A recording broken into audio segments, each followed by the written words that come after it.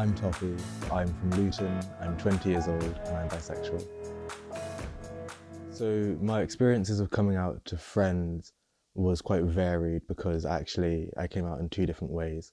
I came out to my closer, more intimate friends in person, and those tended to be more positive experiences. I suppose when you're actually having a conversation in real life, they can still see that's the same person that they're reacting to, that they've always been. But when I came out in a more general sense, when I came out to the rest of my year group, that's when I started to have mixed or more negative responses. Um, I decided to come out to three people, first of all, in a sort of sequential test, just to check that actually, like, this is something that people could accept about myself. And when I did that, I sort of had this feeling in my chest, this sort of, it's sort of hard to put into words. It's really more of a weight being lifted, I suppose. And when I was sharing that with my friends, they, in real life at least, they were nothing if not compassionate and kind, and sort of everything I could have really wanted them to be in that moment for me. And I suppose I sort of can understand why, or I could sort of piece together sort of logic behind people sort of reacting to my decision to come out in a more generalized way through Facebook as something that's less real. You hear a lot about people talking about, the power of hiding behind a screen or something like this, that emboldens them to be less compassionate and less kind than perhaps they'd like to think of themselves. And that was certainly my experience. I had a lot of people who didn't really believe me when I came out, sort of just made jokes about it and sort of, I suppose, like denigrated me. I just remember a lot of people talking about me without knowing that I would be in the room. So I'd be sitting in class and they'd be walking in and discussing the ins and outs of my sexuality. And that didn't make me feel very good at all. It made me feel as though I'd done something scandalous or dramatic when really I felt I was just being honest. So I came out by sending a sort of group text to everyone saying, I'm bisexual. And in response to that text, a lot of people were like, are you serious? Is this a joke? But what I remember most about that moment is actually like some of my old friends who are not really friends anymore. They didn't respond for a while. And I presume that was them just taking in the news and sort of digesting what that would mean for our relationship. And then actually having to prod them to say like, hey, is that okay? Like, I'm willing to talk about it with you if you want.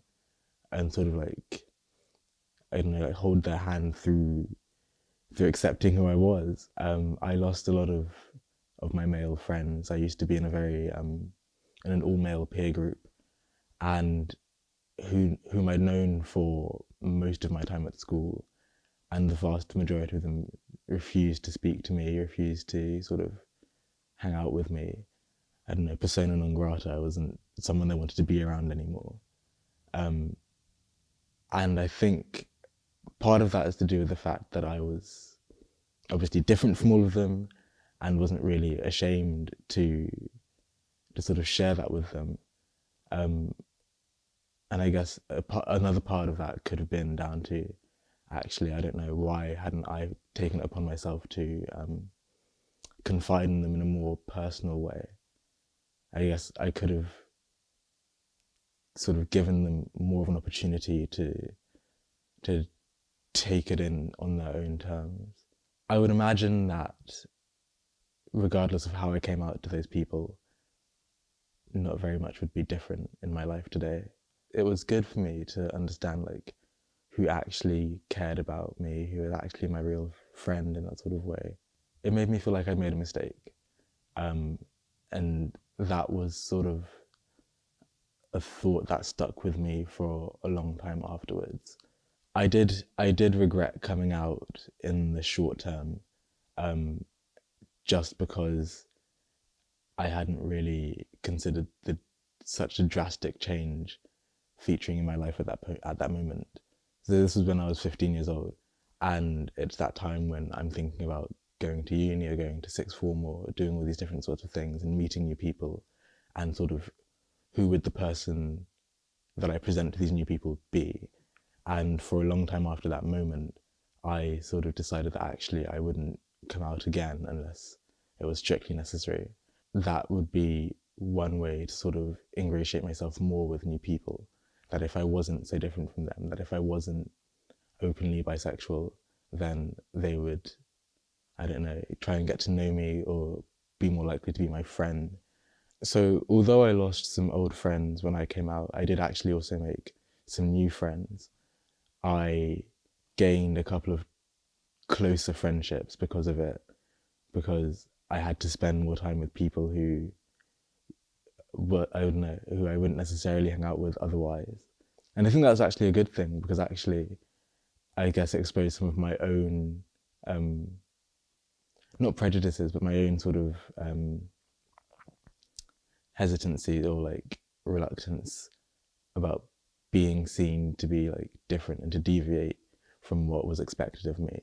So before, when my peer group was all male, all my friends were boys, and once I came out, I lost that and had to survive without that. And actually, it gifted me a whole host of female friends who provided me with friendships and relationships that I still maintain to this day, that I still, enjoy being a part of, and are actually very important to me. One of the problems I faced when people knew I was bisexual was that it changed the ways in which I could talk to people.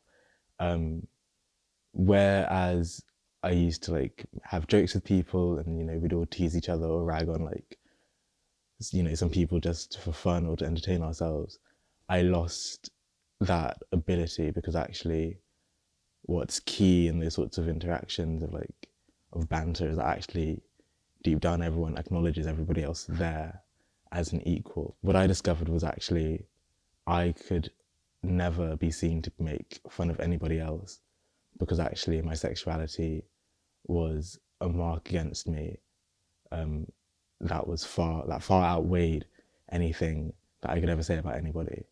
So it sort of really devastated my ability to actually sort of relate to the other boys in my year, because actually it would turn things, like we used to say, like deep. It would turn things like serious, because actually it's one thing to make fun of someone's like clothes or haircut or whatever, and it's quite another thing to say that their existence on this earth is like, I don't know, denigrating or less than.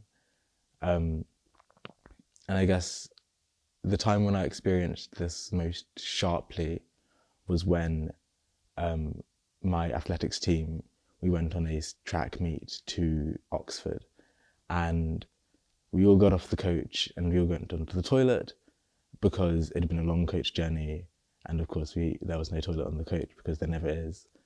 And I used the toilet after my teammate, he used to be one of my closer friends, comes out, and I see that he doesn't wash his hands after using the toilet. And so I pulled him up on it afterwards, after I came out of the bathroom, and he said, "You can't talk to me about being disgusting because you like having sex with men." And in that moment, I understood that actually he found me more repulsive than his own objectively unhygienic behavior. He found me less than his own excrement, like it was sort of a devastating comment to hear, and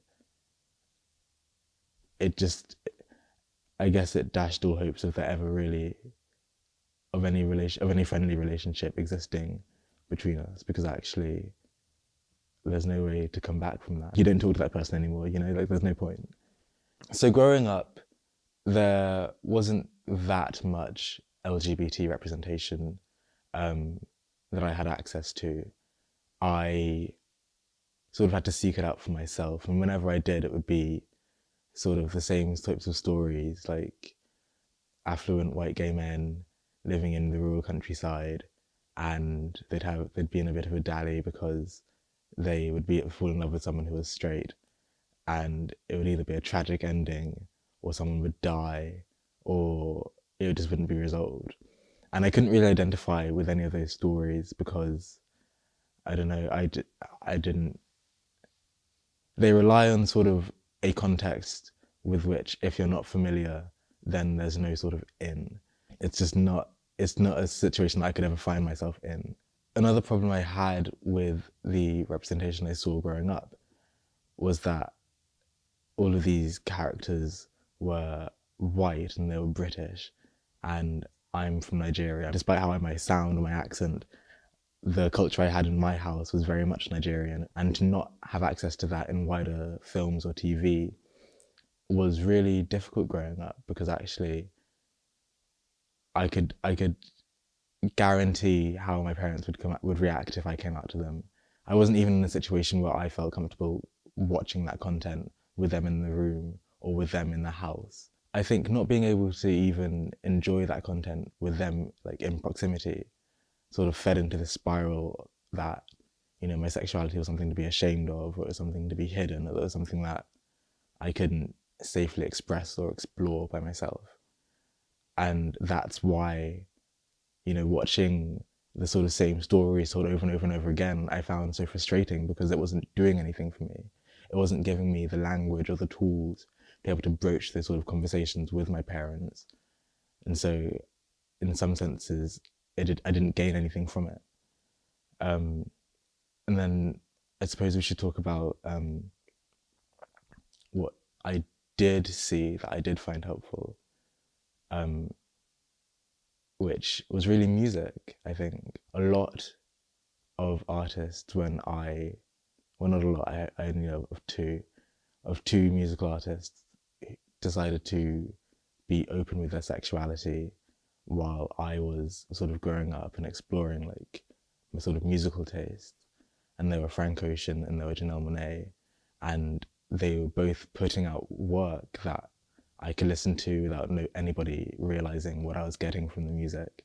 It was sort of hiding in plain sight. It was completely innocuous for me to put on a song about, I don't know, someone singing about the guy that they love or the girl that they love, and for everyone to just not pay attention to the lyrics. It's just so different to feel every single word that an artist is saying when they've come from the same sort of background you have, when they're reacting to the same sort of things you are. So one of the other advantages of being bisexual is that you get to be part of the LGBT community. And this is an international community that produces some of the funniest and idiosyncratic jokes you will ever experience in your life. And we don't do it now, but you know, it used to be a thing that gay men in the UK spoke in code. They had their own language. And I suppose the modern experience is sort of similar to that, where you have your own TV shows, your own music, your own sort of pantheon of references and pop culture that informs your life and enriches your life, really, that other people just don't understand in the same ways that you do. I mentioned earlier that in my first year of university as a fresher, I discovered that actually lots of my friends were also bisexual. And being around other people who shared my identity helped me feel more comfortable to also express myself and to not sort of censor myself or hide like who I was going on dates with, or I don't know, who my ex-partners had been, or things like this that people obviously like talk about when they first get to know one another in a university environment. And obviously like it's fine coming out as a bisexual person to another bisexual person. And so once I had that experience a couple of times, I just started throwing it in whenever I met new people.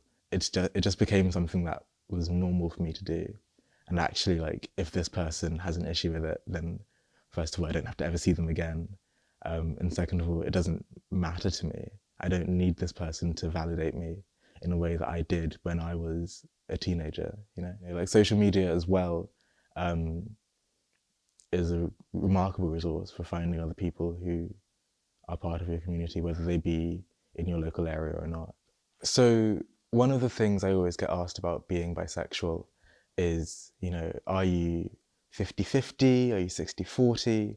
How do you divide it up? Who do you prefer out of men and women? And the reason I don't like that question is because it makes weird assumptions about how I think about my sexuality.